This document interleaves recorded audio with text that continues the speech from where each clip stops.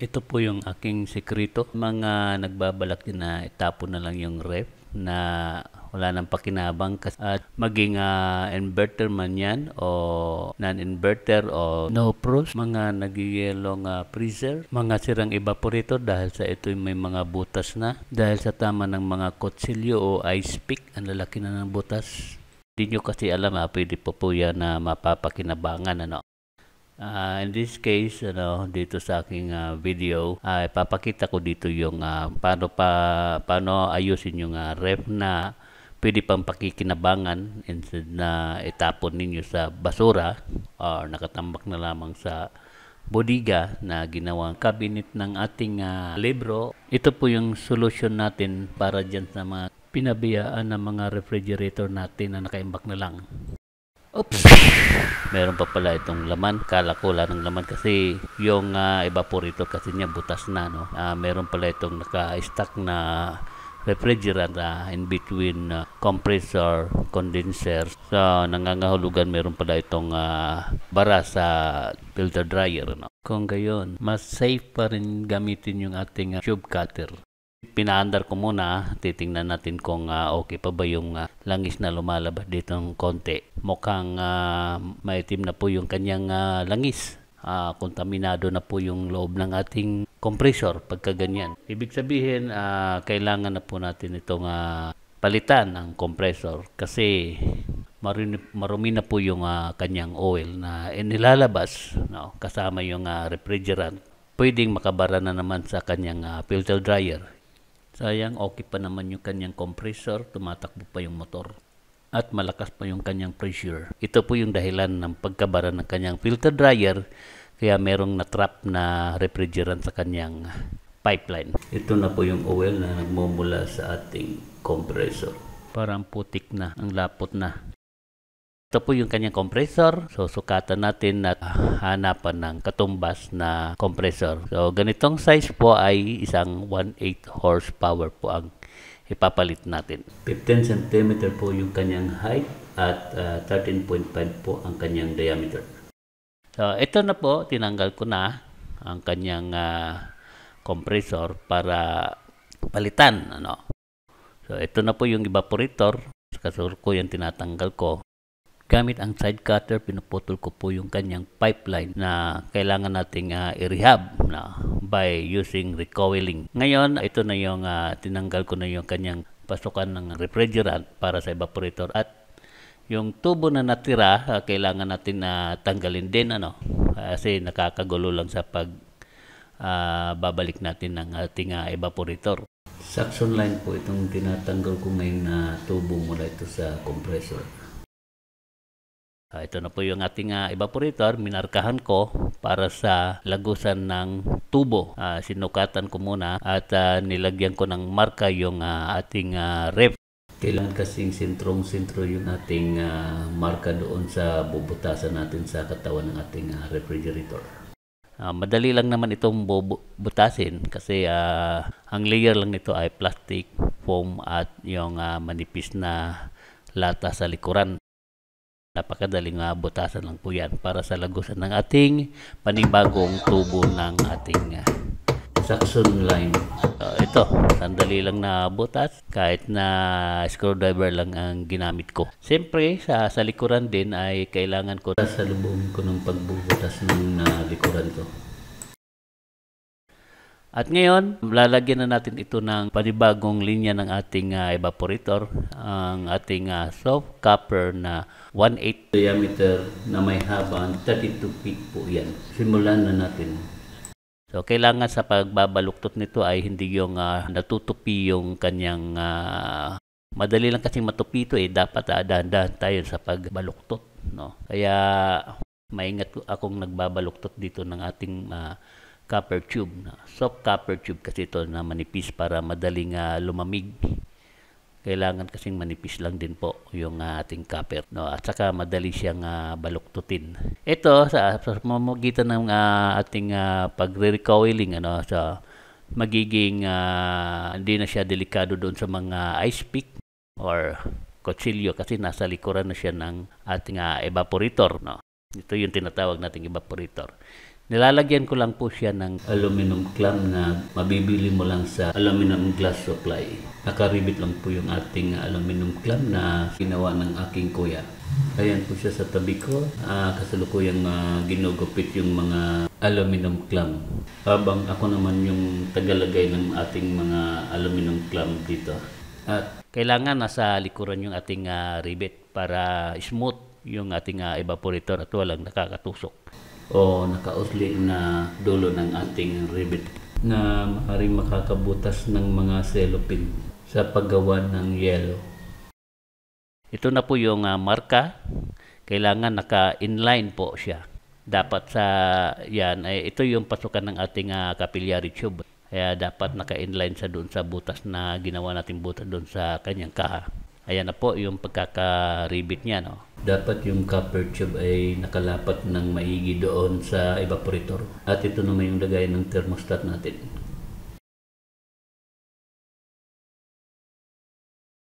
Itong aso na to, nagtataka ako, isang chihuahua. Sabi ng may-ari, nangangagat daw ito. Pero nagtaka naman ako bakit napakabait sa akin ito. Ang cute, di ba? Tapos na ako sa aking pag-recoiling. Sinadya kong magkaiba yung ating distansya ng ating pipeline dito sa evaporator. At ito naman yung ating sa capillary tube. At ito naman isa ay papunta doon sa ating suction line. Tingnan natin mamaya kung sabay-sabay silang lalamig. At ngayon, simulan na natin ang paglagay ng ating capillary tube, also known as expansion valve. Maya-maya malalaman natin kung alin yung unang lalamig o sabay-sabay ba silang lalamig. No? Sa pagpapaandar natin dyan, tingnan natin kung alin yung unang lalamig doon sa dalawa nating coil. Ito, huwag masyadong i-overheat kasi madali lang din matunaw itong copper tube. Ano? Alalay lang sa pag-init. No? Pagka tama lang dapat yung pagkakahina mo. Pagka na-over ng pag-init niyan, napuputol yung capillary tube.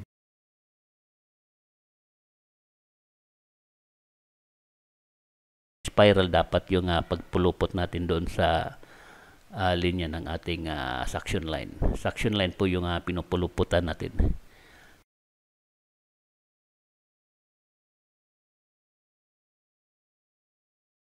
Ngayon ay papasok natin yung una yung capillary tube doon sa kaha ng ating ref. Ngayon, pati yung suction line, dapat mayroon na cover yung dulo para hindi mapasukan ng mga foam. Ano? At magkasasani ng bara doon sa ating system.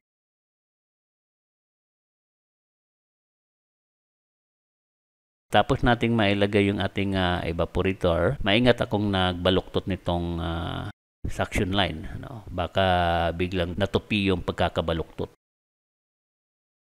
So, dapat maingat kayo dyan. Ano? Ayan ay papunta na sa compressor yung ano na yan, linya yung malaking tubo. At yung ano naman, yung ating capillary tube ay magmumula yan doon sa ating filter dryer. No? Kaya kailangan talaga may filter dryer yon. Ito yung ating panglinis ng ating condenser. So, maitim kasi yung lumalabas sa ating condenser kanina. Yung mga langis dapat matanggal yung maduduming langis doon. Maaring magsanhin ng pagbara ng ating filter dryer. Magiging dahilan ng hindi paglamig ng ating ref. Ito yung tinatawag nating flushing procedure, ang paglilinis ng ating condenser. Meron na mabibili ito sa mga tindahan. 3 lata po yung naubos namin ito. Sa pamamagitan po ng binili kong syringe galing doon sa pharmacy. Ganyan po yung paraan ng aking paglilipat ng ating panglinis ng ating condenser. Dahan-dahan lang po kasi madaling matapon. Hanggang sa mapuno yung pipeline ng ating condenser. Kasi dapat dyan, ito yung ginagamit nating pangbuga, no? Nitrogen. So, 2,500 po yung ating presyo niyan. Yung laman lang, hindi kasali yung container, no? Yung tangke. Ganyan po kamahal kasi yung ating nitrogen. So, ito yung paraan ko para hindi na gumamit noon. So, yung pang bomba ng ating gulong o bola ng ating basketball. No. Kaya peace po dyan sa lahat ng ating technician dyan. Alam ko hindi ito yung tamang paraan, pero kung gusto mo nang mas makakamura ka sa mga paraan, ito yung ginagamit ko. Ito yung labas ng ating kuan. Condenser, parang toyo na sa itim. No? Sobrang dumi. Nakatatlong ganun po na lata ang naubos namin para malinis lang yung condenser. Pwede rin maging 5 kung hanggang sa magiging maputi na yung labas ng condenser ng ano. Then nag-purging po ako ng ating system through ginamitan ko ng refrigerant para mailabas lang yung mga residue ng panglinis at moisture. Kumbaga, binanlawan ko lang siya ng ating refrigerant na 134A. Ito na po yung ating compressor na nasukat ko yung laki.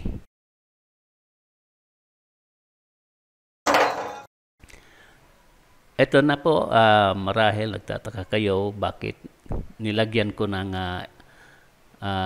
nilabas ko muna yung compressor at bakit di ko diniriktang nilagay yung suction line. Gawa ng torch lang po yung ginagamit natin, dapat mag-extend muna tayo ng copper tube, yung copper, no?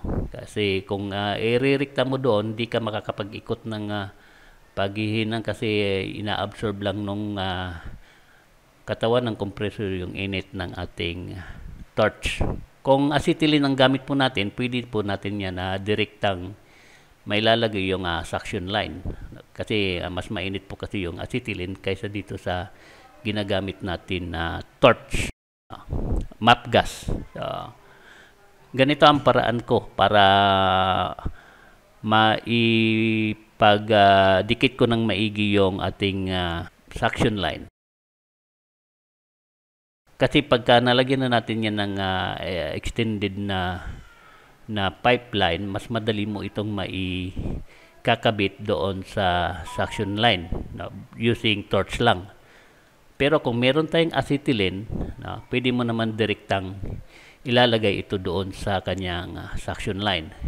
So, torch lang po yung gamit natin, kaya ayan, ang tagal po na mapainit ng husto kasi ina-absorb ng katawan ng compressor yung ating init ng torch.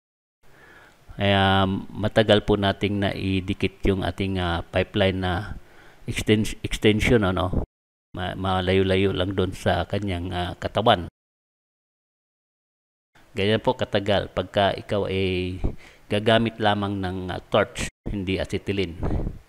Kung acetylene na itong dala ko, ang bigat kasi, bulky, para sa mga nagmomotor lang, mas mainam dalhin ang torch. Then map gas, maliliit lang kasi yung tangke. While sa mga acetylene, ang haba pa ng hose, ang lalaki pa ng mga tangke. Kaya ganito ginawa ko. Naglagay muna ako ng extension na copper, na soft copper ito. Isang soft copper lang na para madali lang siyang maidikit natin doon sa kanyang suction line. Saka ako pinutol.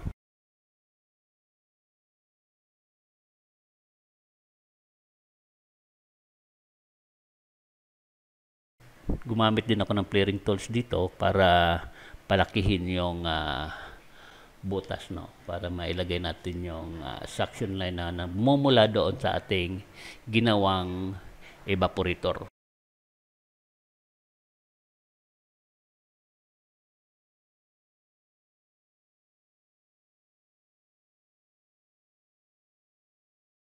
Ito dapat kahit isa kang low profile na aircon tech or refrigerator technician, na dapat meron ka nito.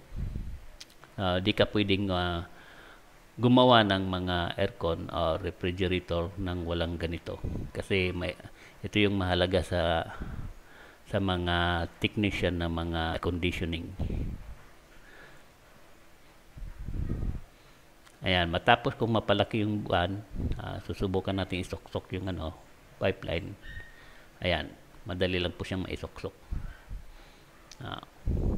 Ngayon, doon naman sa kabila, no, maglalagay tayo ng service line.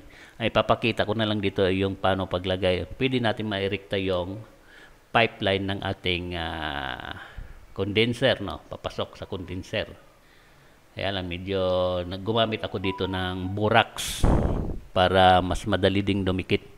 Kasi pagka magkaibang materialis yung dinidikitan natin, kailangan talaga ng borax, lalo na kung makapal yung yung pipeline tulad ng linya ng ating compressor para sa discharge line, no, papuntang condenser. Ito yung ginamit ko, lagyan ko muna ng borax para madaling dumikit yung ating silver rod. Silver rod kasi yung gamit ko dito.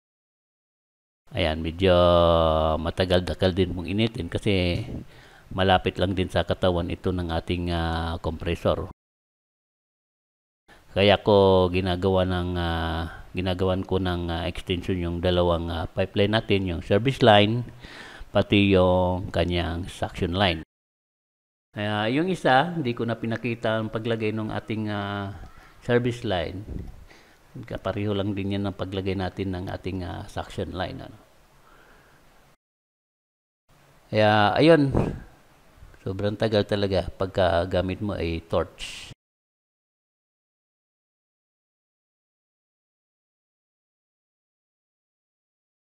Mahirap lang din kasi dalhin yung ating acetylene. Mahabang hose, very bulky yung tangke. Ang pagkarga mo niyan sa motorcycle mo, napakahirap. So, kailangan doon ay meron kang multi-cab. Ayan, pinutol ko na yung linya ng ating service line para mixi, para mailagay natin yung ating access valve.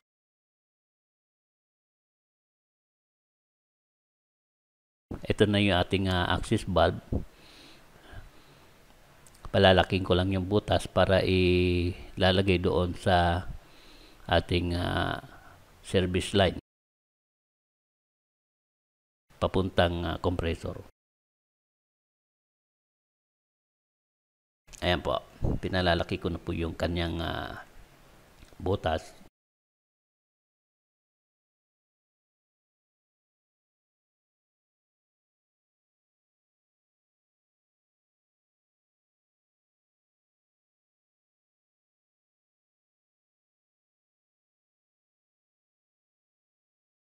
Kasyang-kasya. Ito kahit na hindi mo na gamitan ng borax, madali mong maihinang ito. Kasi nga, nakapag-extend ka na ng copper, then manipis pa yung tube ng ating access valve. Kaya madali siyang dumikit kahit di ka na gumamit ng borax.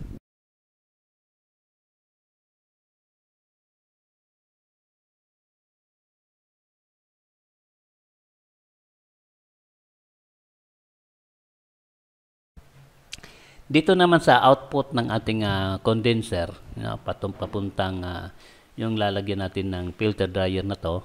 Mayroon tayong bagong bili na filter dryer. Kailangan dyan linisan yung dulo ng ating condenser. So, ito na po, may takip pa yung ating filter dryer. Ayan, may dalawang butas. No? Isa lang butas yung gagamitin natin dyan. Kailangan takipan natin yung butas ng isa. Sa loob kasi niyan, meron tayong molecular sieves, no, para doon sa mga kung meron mang matira na moisture, i-absorb ng molecular sieves, no. Mga malilit na bilog yun na nakalagay doon sa loob. Ito, sinasarado ko na yung isang butas, nilagyan ko lang ng extra na tubo na maliit. Saka pinagtupi-tupi ko, no, para madali nating mahinang, no. Madali nating maidikit yung silver rod. Saka yung isang butas pinaliliit ko para magkasya doon sa ating linya ng ating condenser. Ayan, papasok na natin at dito pwede ka rin gumamit ng borax, pero dapat sa pag reminders, no, dapat sa paghihinang nito wag niyong overheat yung ating filter dryer dahil masisira po yung mga molecular sieves sa loob nito. Kaya kailangan bilisan nyo ang paghinang nito. Karaniwan dito nasisira yung ating technician sa mga aircon dahil na-overheat or hindi na properly willed yung ating pipeline doon sa filter dryer at sumisingaw. Yung iba naman na sobrahan ng init, na overheat, then barado yung ating filter dryer. Kaya magiging sanhi po ng hindi paglamig ng ating evaporator. No? Ito kasi yung magsasala doon sa ating refrigerant para papuntang capillary tube na tinatawag din natin na expansion valve, no? Kasi kaya tinawag siyang expansion valve sa pagkatapos kasi ng capillary tube mula sa maliit na butas ng piping na yon ay biglang lalaki yung kanyang lalabasan ng refrigerant papuntang evaporator. Mula sa maliit na butas biglang lumaki yung lalawak yung butas na dadaluyan nila na magiging sanhi na parang ini-spray yung refrigerant. Pagka gano'n bumibilis yung velocity ng ating refrigerant, ang properties po niyan ng ating refrigerant ay magiging malamig, no? Kaya siya nag-yelo. Ito yung pagpuputol nga pala ng atin ng capillary tube. Susugatan mo lang yung palibot ng tubo at saka babaliin mo lang para hindi matakpan yung ating maliit na butas ng ating capillary tube.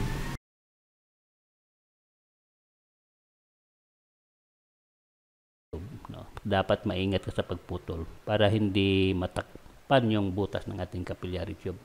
Napakaliit lang man po yan. Diyan kailangan mabilis ka rin hinang ng ating capillary tube. Maaring mabarahan ang butas kasi sobrang liit kasi ng tubo, madaling ma-overheat po yung ating copper dyan. Then yung lagusan ng ating butas dyan ay matatakpan, no? Kailangan mabilis din ang inyong paghinang dito, no? Kadalasan dito sila nagkakaroon ng problema ang ating mga technician sa paglalagay ng ating filter dryer.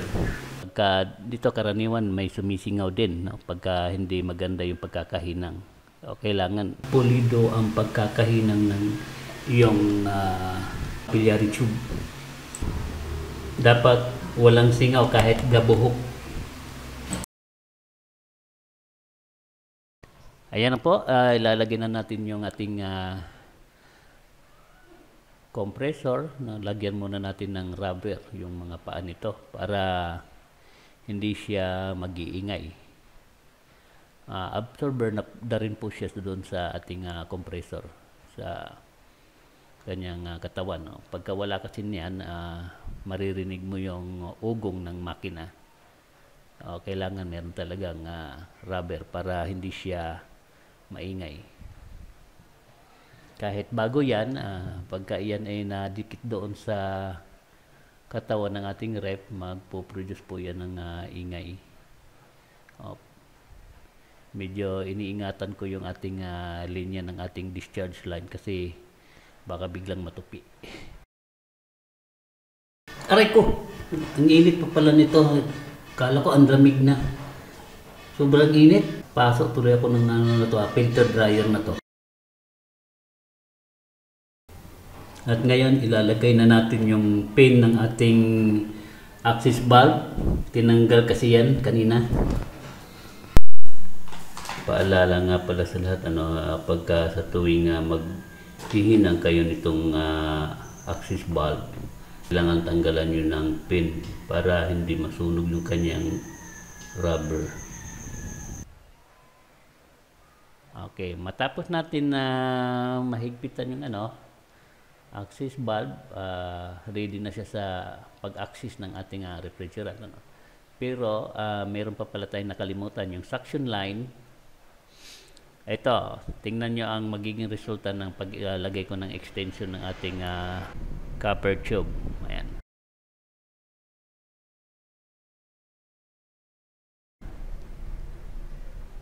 Mabilis lang po ang pag-init niyan kasi nga medyo napalayo na siya doon sa katawan ng ating compressor. Ayan napakadaling dumikit ng ating cell bell rod. So kaya yan ang dahilan kung bakit nilalagyan ko sila ng extension ng copper tube. Ito, napaso ako kanina sa medyo masakit. Ayan, nagtutubig na. Lalagay na natin sa tamang lagayan yung ating filter dryer, and then konting arrangement ng ating mga pipeline dito na nakakalat. Ayan, malamig na po yung filter dryer. Nakalimutan ko kasi kanina na mainit pala yung filter dryer. Ayan, ang gagawin naman natin dito ay ang lagay ng linya doon sa manifold, gauge manifold, para itong vacuum na to nasa halagang 10,300 pesos po yan. Medyo may kamahalan. Kung ikaw ay nagbabalak na bibili niyan, ito yung nararapat dapat na gawin, gamitin sa pag-vacuum. This time, ang ginamit ko ay, para di na ako bibili noon, kinuha ko yung scrap na compressor at siyang ginamit kong pang-vacuum doon sa ating system. Kaysa bibili ako ng vacuum pump na 10,300. Ito yung alternative ways na pag-evacuate ng ating system. Ganun lang po kadali. Ngayon, makikita nyo yung reading ng ating gauge ay okay naman, malakas naman humigop yung ating scrap na compressor. Naka-vacuum naman siya ng ating system. Ngayon, isasarado natin yung valve. Antayin natin, titingnan natin kung merong singaw.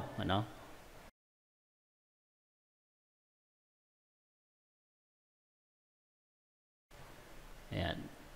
Wala na kasing handle, kaya ko ginamitan ng plier. Ayan.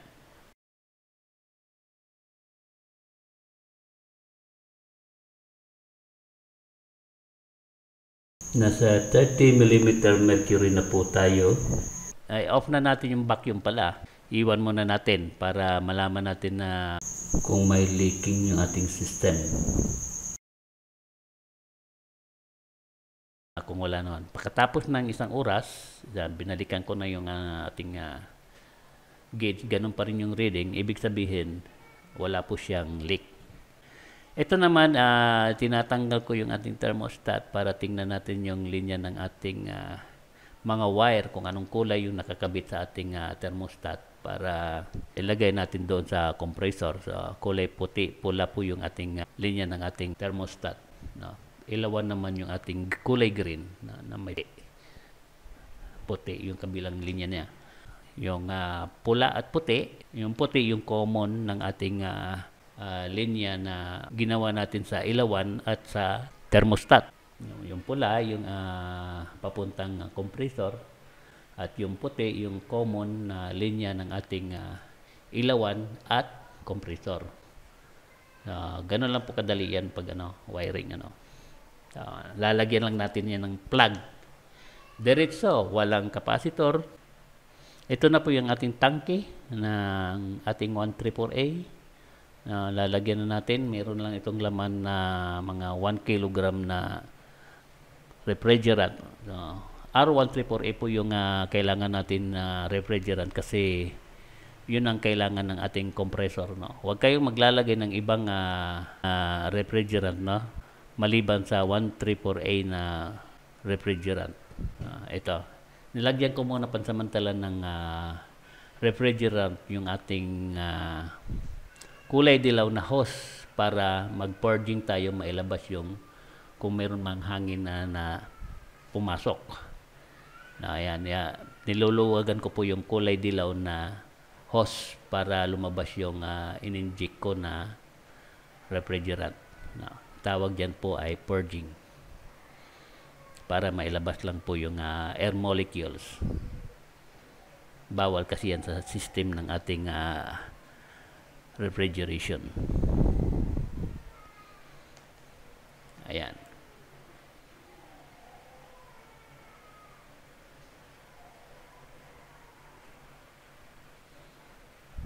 Okay.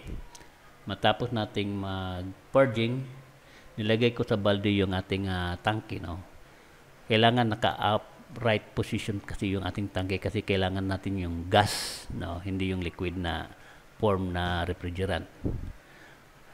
Kailangan sa suction line kasi, kailangan kasi yung gas na refrigerant, ano? Nilagyan ko rin ng tubig yung ating balde para hindi siya mag-freeze, no? Mag-frozen kasi yung tangke pagka ano. So, babagal yung pag-produce ng gas, no?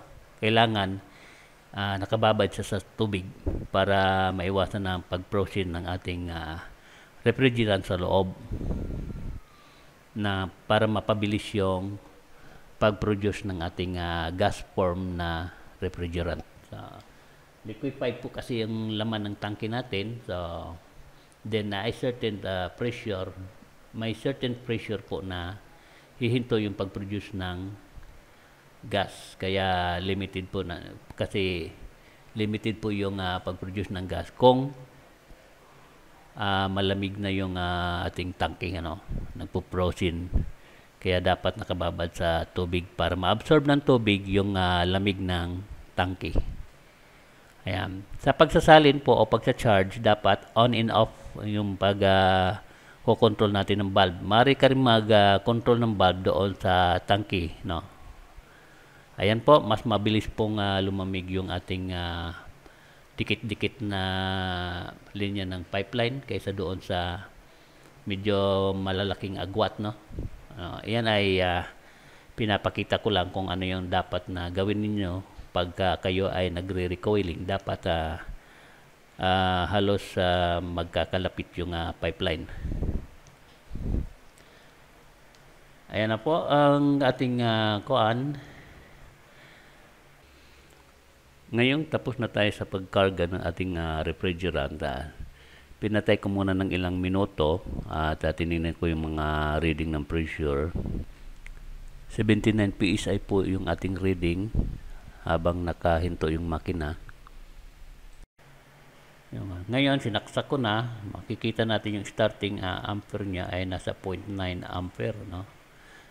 Habang bumababa naman yung pressure ng ating suction line pagka umaandar yung ano, no? Yung compressor. Yan po. Bumagsak po siya ng 14 PSI matapos nating paandarin yung ating compressor.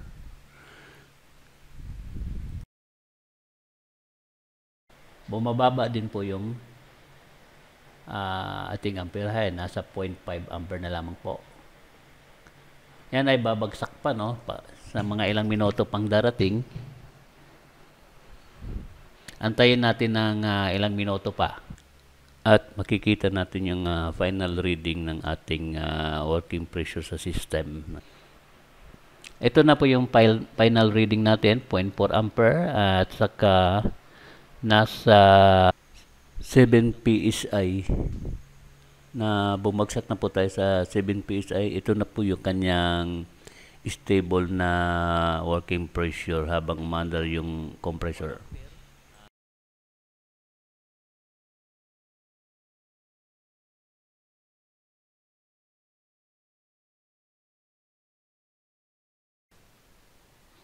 Lapit na gumaling yung aking sugat at ating alamin kung umaandar pa ba yung ating rep. Ibig sabihin mag-iisang linggo na, titingnan natin kung tumatakbo pa ba yung ating rep. Ayan, punong-puno po ng yelo. Ibig sabihin maganda yung pagkakagawa natin ng ating system. Maraming salamat po sa panonood at pagpalain po tayo ng ating may kapal. Huwag kalimutang mag-subscribe sa aking channel ng Atom Mechanic.